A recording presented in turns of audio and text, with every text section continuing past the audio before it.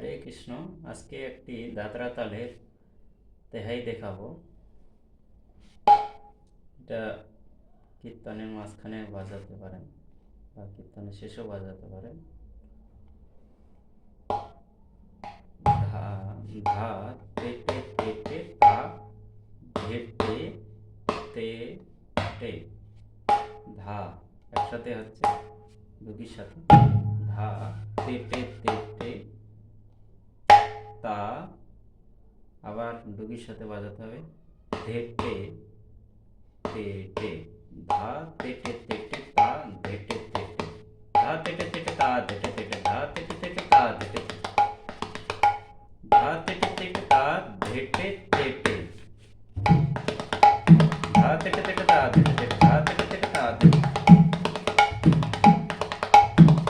আর তেহাই কি?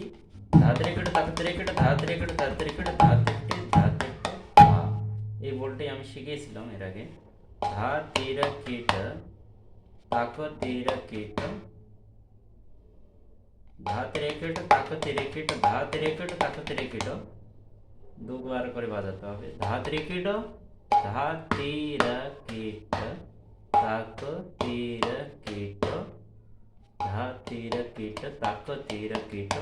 তারপর ধা তেটে ধা তেটে ধা বলে শেষ করতে হবে কীর্তনে।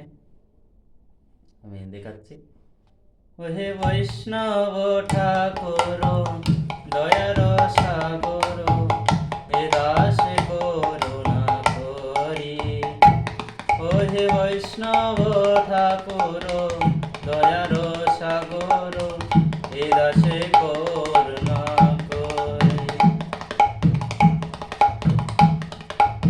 এবার আমি কীর্তনটা শেষ করবো। দেখুন, ওহে বৈষ্ণব ঠাকুর দয়ার সাগর এ দাসে করুণা করি।